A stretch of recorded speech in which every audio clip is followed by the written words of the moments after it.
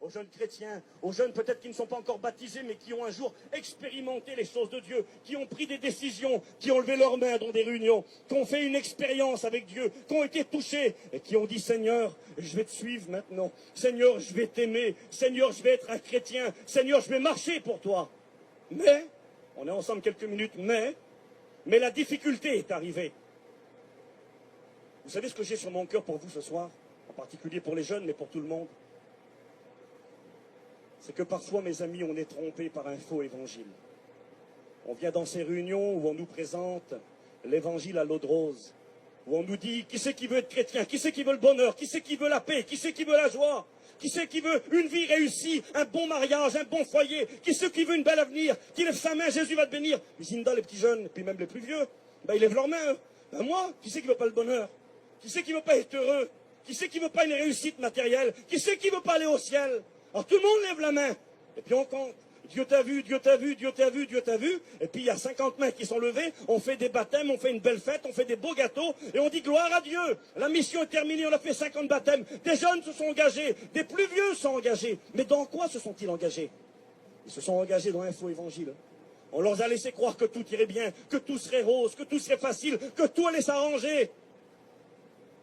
C'est pas ce que Jésus a dit.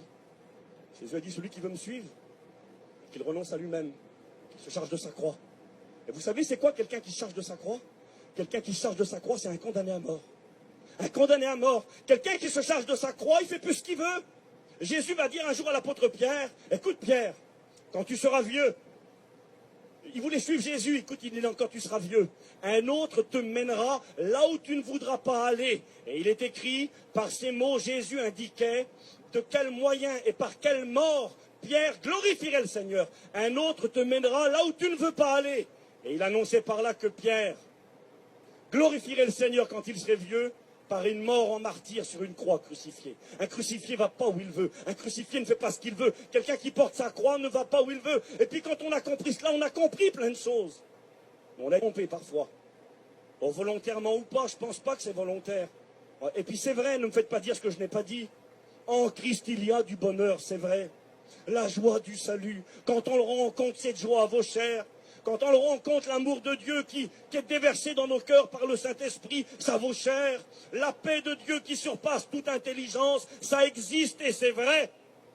Mais un chrétien, mes amis, et j'aimerais le dire aux jeunes ce soir, certains vont dire: il est complètement fou, il va tuer la jeunesse. Je ne veux pas vous tuer les jeunes, je dois vous dire la vérité. Un jeune chrétien, ça pleure. Un jeune chrétien, ça a des questions sans réponse. Un jeune chrétien, ça a des nuits blanches. Un jeune chrétien, ça a des combats. Un jeune chrétien, ça doit dire non. Un jeune chrétien doit renoncer. Un jeune chrétien doit prendre position. Et ça, c'est pas facile. Quand tu as tous tes copains qui font autrement, quand les autres font autrement, et que toi, tu ne dois pas faire comme les autres, parce que tu es un chrétien, parce que tu portes ta croix, parce que Jésus a dit: vous aurez des tribulations. Mais prenez courage, j'ai vaincu le monde.